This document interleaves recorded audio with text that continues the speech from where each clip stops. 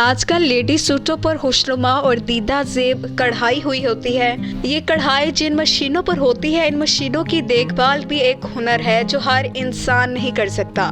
तो आज हम आपको मिलवाते हैं उस इंसान से जिसको उनके जानने वाले इन मशीनों का डॉक्टर कहते हैं। जिस तरह एक डॉक्टर मरीज को देखकर मर्ज का अंदाज़ा लगाता है, इसी तरह ये भी मशीनों को चलते देखकर अंदाज़ा लगा लेते हैं कि इस मशीन को क्या प्रॉब्लम है। तो चलिए आपकी मुलाकात करवाते हैं उस्ताद मोहम्मद हुसैन से। उर्दू 5 की मज़ीद वीडियो देखने के लिए हमारे चैनल को लाइक करें, सब्सक्राइब करें और बेल आइकन को क्लिक करना मत भूलिएगा ताकि आने वाली मज़ीद वीडियो आप तक पहुंच सके। शुक्रिया।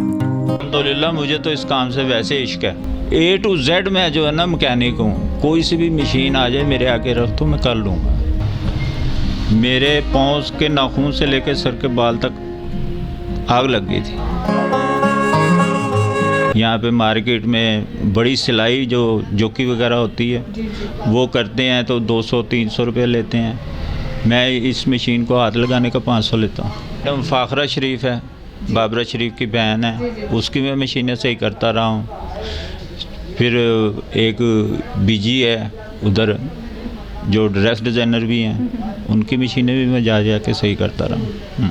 अस्सलाम वालेकुम नाज़रीन, उर्दू 5 के साथ मैं हूँ आपके होस्ट राबिया अली। पाकिस्तान के गुमनाम हुनरमंद अफराद, ये प्रोग्राम करने का मकसद ये है कि पाकिस्तान में जो गुमनाम हुनरमंद है जिन्होंने अपनी पूरी ज़िंदगी अपने हुनर पर कुर्बान कर दी, अपने हुनर पर सर्व कर दी, अपनी ज़िंदगी की आसाइशें, अपनी ज़िंदगी का स्कूल, सब कुछ अपने हुनर पर कुर्बान कर दिया है।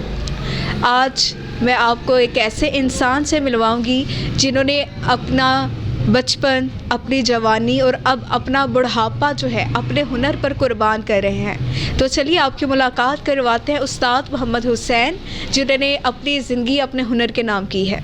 अस्सलाम वालेकुम। वालेकुम अस्सलाम।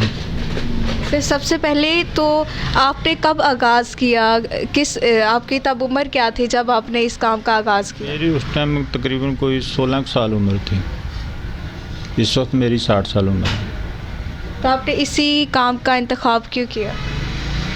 बस और कोई काम नज़र नहीं आया था मुझे। सबसे ज़्यादा टेक्निकल काम यही था। हाँ जी। तो पहले काम करने में और अब काम करने में कितना फ़र्क आया? बहुत फ़र्क आ गया। पहले तो इन मशीनों के मैकेनिक थे ही नहीं जी। तकरीबन पूरे पाकिस्तान में नहीं थे। कराची में थे, वो भी 1-2 मैकेनिक थे जी। इस वजह से मैंने ये काम सीखा था। अभी मैं मार्केट में, इस पूरी मार्केट में मैं अकेला हूँ ये मशीनें करने वाला, और कोई नहीं। तो आपको लाहौर से ऑर्डर आते हैं या पूरे पाकिस्तान से आते हैं, कराची वगैरह से? तकरीबन पंजाब पूरे से आते हैं। तो आपकी फैमिली में और कोई भी है इस पेशे को किसी ने अपनाया या सिर्फ आप है? आपकी औलाद आगे चाहती है इस पेशे को अपनाना? मैंने थोड़ा सा काम सिखाया था लेकिन वो कहता है जी इसमें बहुत बारीकी है, मैं नहीं कर सकता। तो अब आपको कितना अर्सा हो गया इसका ये काम करते हुए? तकरीबन 40 साल हो गए। 40 साल हो गए। हाँ जी। तो आप सिर्फ कढ़ाई करते हैं या मैकेनिक भी हैं? हर तरह की कढ़ाई नहीं, मैकेनिक हूँ मैं। अच्छा। कढ़ाइयों वाली कोई सी भी मशीन हो, किसी नस्ल की भी हो, मैं सही करता हूँ। तो इसमें और दूसरी मशीनों में क्या फ़र्क है कि इसमें ऐसा क्या काम है कि दूसरे लोग नहीं कर सकते? इसमें बहुत बारीकी है। इसके पुर्जे बिल्कुल छोटे छोटे होते हैं जो दूसरे बड़ी मशीनों के कारीगर जो है ना इसको नहीं समझते। तो आप कोई दिल की ख्वाहिश, आपका क्या शौक़ था कि और कोई, ये तो एक मजबूरी के तहत आप उस उम्र में कोई काम नहीं मिला आपने ये कर दिया, दिल में क्या ख्वाहिश थी जो अभी भी बाकी है, जो दिल में रह गई थी? दिल में एक ही ख्वाहिश है कि अल्लाह ताला अपना घर दिखा दे मुझे, कि अल्लाह ताला अपना घर दिखा दे मुझे। आमीन। तो आपने सीखा कहाँ से था? जिस तरह आप बता रहे हैं कि मैंने कराची से सीखा था। कितने, ये आपने कैसे सीखा? आपको कितना टाइम लगा था सीखने में? समझे पाकिस्तान में है ही नहीं कारीगर, तो आपने किस तरह सीखा था? आपको मुश्किल नहीं लगा? मुश्किल तो था लेकिन पेट की खातिर करना पड़ा। तो अब इसका स्कोप है? बस ऐसे ही है, अल्लाह ताला रोटी देता है बस।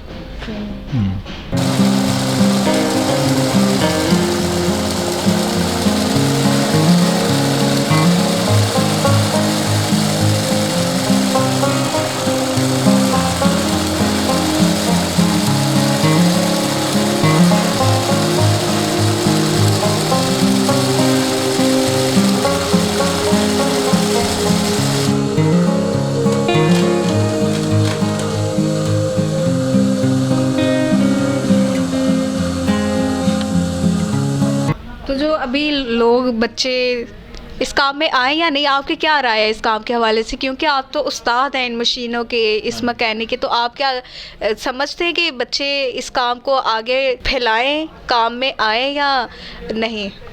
ज़रूर आएँ। ये काम ना इतना घटिया है ना इतना बुरा है, समझ गए। इसमें मजदूरी भी अच्छी है।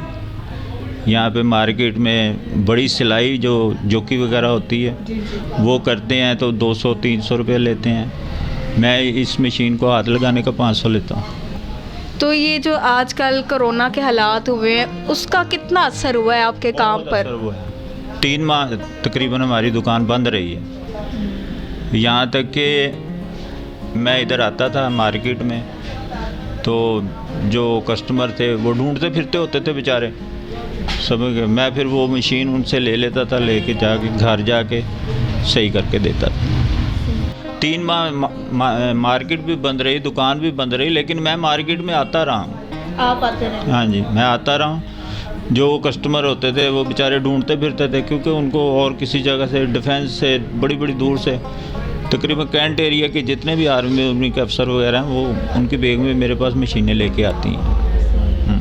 तो इस वजह से वो ढूंढते रहते थे। बुटीक्स वगैरह होती है, जिस तरह पाकिस्तान में काफ़ी ब्रांड्स बन गए हैं कपड़ों के, तो उनकी मशीनें वगैरह आती है आपके पास? कभी ऐसा कोई ब्रांड जिस नामवर ब्रांड हो, तो ऐसे किस ब्रांड की आपके पास मशीन है? मैडम फाखरा शरीफ है, बाबरा शरीफ की बहन है, उसकी मैं मशीनें सही करता रहा हूँ। फिर एक बीजी है उधर जो ड्रेस डिज़ाइनर भी हैं, उनकी मशीनें भी मैं जा के सही करता रहा हूँ। सबकी करते रहे? हाँ जी। गुलबर्ग में अल्लाह ताला ने बड़ी इज्जत दी हुई थी। पहले मेरी दुकान उधर थी गुलबर्ग में, हाँ जी, गालिब मार्केट में। हाँ जी। तो इस शॉप को कितना अर्सा हो गया? इस शॉप को तकरीबन, इस मार्केट में मुझे आए हुए कि तकरीबन 18 साल हो गए, बल्कि 20 साल लगा लो। तो आगे आप काम को फैला रहे हैं कि बस यही बस तक महदूद है? ऐसे ही चल रहा है बस सर्किट। फैला मैं सकता नहीं, क्योंकि मेरे पास और कोई शागिर्द वगैरह है नहीं जो मैं अपने काम को फैलाऊं। बेटे को मैं कह रहा था कि यार तुम इस फील्ड में आ जाओ, वो कहता जी मुझे पसंद नहीं है काम।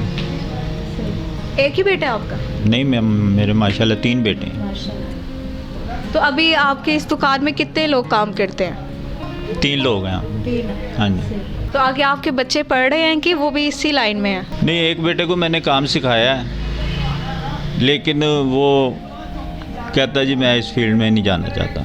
तो आपकी फैमिली में और कोई था इस काम से मुंसलिक या सिर्फ आपने ही शुरू किया? जब शुरू किया था तो मैं एक ही था।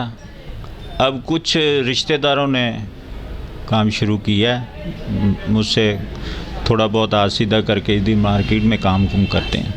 तो आपके घर वालों ने कभी कहा नहीं कि अब काम छोड़ दे, अब आप आराम करें, क्योंकि आपने अपनी पूरी ज़िंदगी अपने हुनर पर सर्व कर दी? तो घर वालों का इसके बारे में क्या कहना था? घर वाले तो इस काम से वैसे ही नाराज़ थे कि ये कोई काम है जो आप करते हैं, सारी सारी रात फिरते रहते हैं, लोगों की मशीनें सही करते रहते हैं। वालदा मेरी जो है ना इस काम के ख़िलाफ़ थी। और अब तो वो ज़ईफ़ हो गई हैं, वो तो बेचारी अब तो गुजर बसर हो रहा है, सर्किट चल रहा है। तो आपकी बीवी का इस हवाले से क्या कहना है? ठीक है, वो कहती ठीक है। उसने तो उस वक्त मैं शागिर्द था ना, जब मेरी वालदा जो थी ना इस काम से नाराज़ थी ना, उस वक्त मैं शागिर्द था, मैं काम सीखता था। अब वो बीवी जो आई है उस वक्त तो मैं दुकान करके बैठा हुआ। हाँ जी।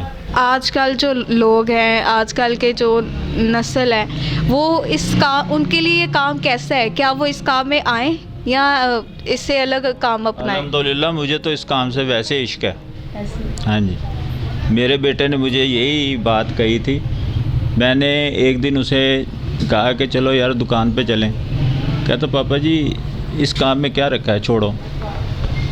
मेरे पाँव के नाखून से लेकर सर के बाल तक आग लग गई थी। मैंने कहा देख यार, तूने कह दिया कि आज इस काम में क्या रखा है। मैंने कहा पहले मैंने अपने बहन भाई पाले इस काम से, फिर तुम लोगों को पाला, तो मैं कैसे छोड़ सकता हूँ ये काम। तो नाज़रीन, आज हमने आपको एक ऐसे हुनरमंद जो गुमनाम रहकर जिन्होंने अपनी पूरी ज़िंदगी जो है अपने हुनर को दी, अपने हुनर पर कुर्बान की, उन्हें अपने काम से जो है इश्क है, तो आज हमने आपकी मुलाकात करवाई मोहम्मद हुसैन से, जो कि मशीनों की मार्केट में जो है पूरे पाकिस्तान में, लाहौर की बात करें, कराची की बात करें, जहाँ की भी बात करें, ये उस्ताद है मशीनों में। तो आज हमने आपकी उनसे मुलाकात करवाई। इसी के साथ अपनी होस्ट राबिया अली को इजाज़त दीजिएगा। अल्लाह निगहबान। हमारे चैनल उर्दू 5 को लाइक कीजिएगा, सब्सक्राइब कीजिएगा। उर्दू 5 की मज़ीद वीडियो देखने के लिए हमारे चैनल को लाइक करें, सब्सक्राइब करें और बेल आइकन को क्लिक करना मत भूलिएगा ताकि आने वाली मज़ीद वीडियो आप तक पहुंच सके। शुक्रिया।